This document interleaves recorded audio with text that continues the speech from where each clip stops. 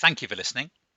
My name is Tom Clendon, and in this edition of my podcast, I'm in conversation with Zachariah because she won her country's national prize.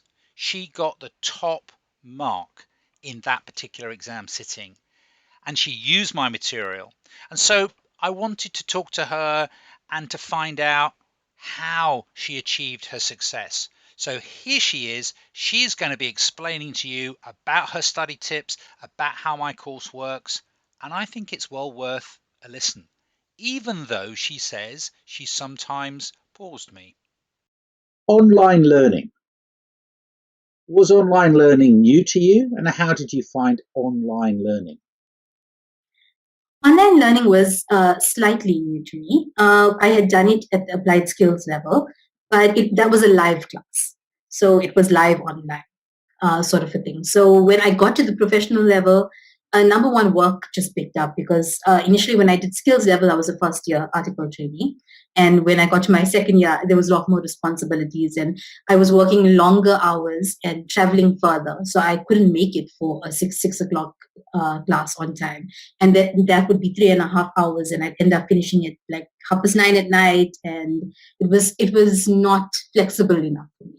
So when I found your course on LinkedIn and I saw that, okay, no, this was actually quite flexible. And there were videos that I could watch in my own time, in my own leisure, at my own leisure. I felt that that was more suited to me and I was not wrong. When I did the course, I felt that this was much more appropriate to me and my lifestyle because on days that I was too busy, I would do a little article or a little question or watch 15 minutes of a video. And on days that I had nothing to do, I could sit with a 2-hour lecture and watch that easily, and do other things as well. So I found it very tailored to my needs and my lifestyle. So I really enjoyed that. Thank you very much. Yeah, no, I can but agree with that. Well, that's your experience, isn't it? That's your experience. It is my experience. And I don't think I'll ever go back to the classroom. And I definitely won't even do live online again. I really prefer this way of learning. Powerful.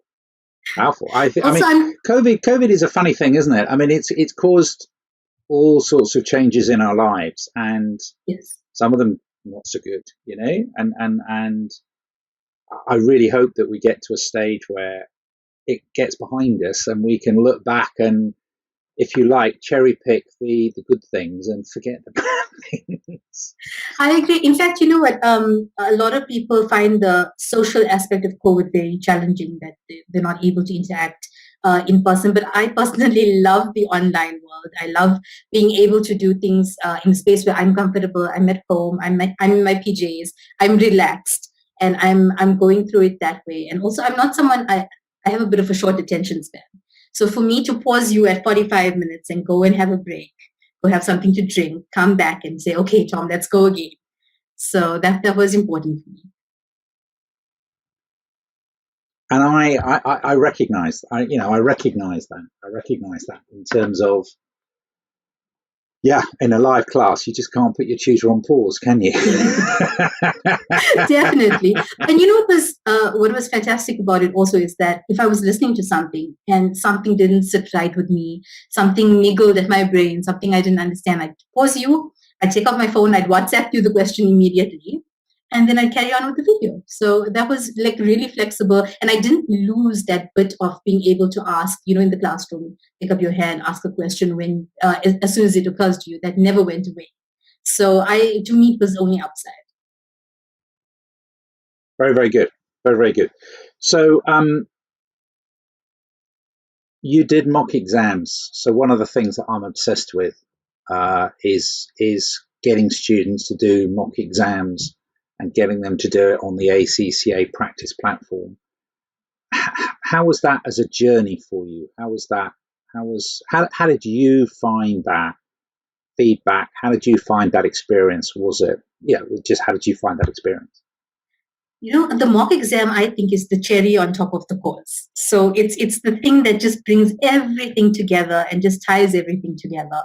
And it takes all the experience that you had from tuition and revision, and it brings it into one little gift wrapped present, I would kind of say, because that's what the feedback is. It's a gift, and I can't tell you how much I used that in the exam, because we had done tuition mock, revision mock, and final mock with you. And so by the time I got to final mock, my technique was pretty solid. My approach was, I had a standard approach. I started the exam and it was as if I was mechanical in my approach. Already, like, you read the requirement, you pick out the parts of the requirement and you make them into subheadings. So it's something that I learned from, I didn't do it in the first mock. So you gave me feedback on that and I carried it through until the last mock. And there's so much that I use just in terms of technique and how to use the platform and the highlighting and copying and pasting the requirements. And there's so much that I learned from that mock experience. And the feedback was valuable as well, because it's not even just negative feedback or positive feedback, it's a mix of both. So yes, carry on doing this, but improve on X, Y, Z. And my current affairs improved a lot in the mock. And I think that's what pushed me from a pass to a distinction. That mock exam was the last push that I needed, because I got 62 in the mock and I got 82 in the exam. So that mock exam feedback just pushed me that extra couple percent. Yeah, fantastic. Did you use the quizzes, the online quizzes? Yes, I used everything. I used everything at my disposal. I did use the quizzes. I felt the quizzes were particularly useful to just show up my basic knowledge, because I thought, like, you always think that you know, like, your basics, right? Because I had done FR as well. And I got to IS 16 and I was like, I know IS 16. Then I did the quiz and I was like, I didn't know that little point. So the quizzes were very helpful. Plus, it's something quick that you can do to show up your knowledge. So I thought, and it's something different. I think the best part about your quiz is the variety. You don't get bored doing one thing. So the quiz was something different to do, as opposed to the articles, and then there's questions, and then there's lectures, and then there's mock exams. So a lot of variety would made the course interesting. It kept it fresh for 3 months, the 3-4 months that I studied with you. And yeah, the quizzes were something nice, something very different, something I did at work actually during my lunch break. So let me have good use of my time as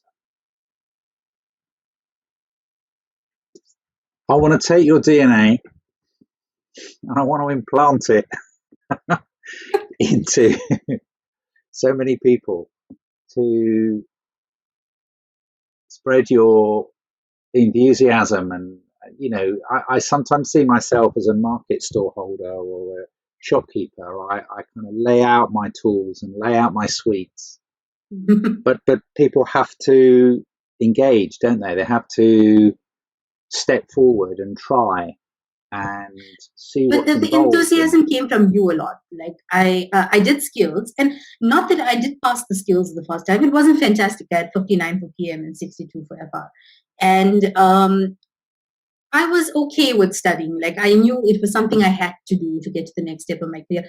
It wasn't a particularly exciting thing for me. But when I started your course, you were so full of enthusiasm that I just started feeling like, okay, no, like, I'm excited to do this now. And even with the homework feedback, I think homework was a very important thing, and having you mark it was brilliant, because then the mock wasn't such a shock. Like, it was a learning curve, but I had gotten feedback from you previously. So I could use that feedback as well. Especially, I think the first homework I gave you probably contained like 3,000 words for a 10-mark question. So just the thing of, brief points, just hit the points and move on. Like, that was very valuable. And just like, even when you mark, your enthusiasm comes through in your comments and stuff. So that really helped me to get excited about the subject. And I was very excited the whole time I was studying SBR. It was fun. My family actually had a good time watching me be excited about the subject as well. So instead of complaining like usual. That's so nice to know. That's so nice to know. Yeah, that's lovely to know. I could talk to you all morning. Because you're saying nice things to me.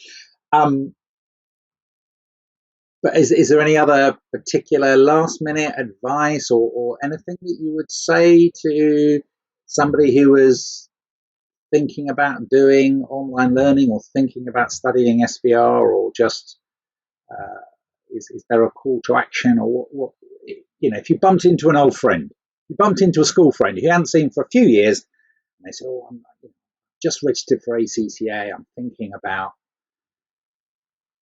what sort of advice would you give them? I think if you're thinking about doing it, I think the thing is to go into it with a positive attitude, to make use of every resource out there, because there's tons of resources. It is difficult to find the right ones. You've got to go through a bit of trial and error to get the right ones. But I would highly recommend your podcast. It was something that it was quick and simple, and it kind of put a frame and a context to things for me. So we get really bogged down in the rules of a standard, and I would listen to your podcast and like, oh, yes, okay, this is why we're doing all of this. This is the context. This is what the ISB wants to get out of it. So it gave me a nice contextual setting.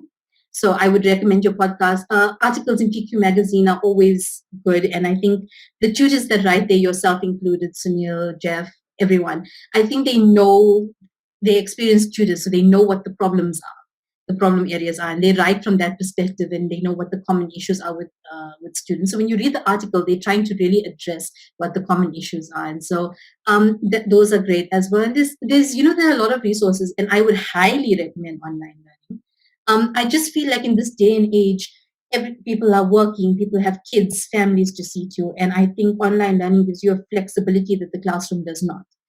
And I really appreciated that about online learning. And I think, with SBR, I think that any accountant needs to have a financial accounting knowledge. That's why it's a compulsory subject. You've got to understand how the books work, how the financial statements work. And so if you think of it more as this is something I need to know to advance in my career, to do well in my career, don't just think of it as a subject I need to pass. This is skills that you need. So go into it with that mindset. Go into it with the mindset that this is going to better yourself professionally, and I think that will ensure success. You've got to be enthusiastic about it. You're doing this, and you're doing it for a reason. This is not school. You're not going to never use trigonometry again in your life. This is things that you are going to use going forward. So get excited about it, because this is going to make you a professional. This is going to make you stand up in boardrooms and be confident in yourself and confident in your skills. So I think just get excited. Brilliant. Thank you. I think that's sound advice. Yeah. Thank you very much indeed.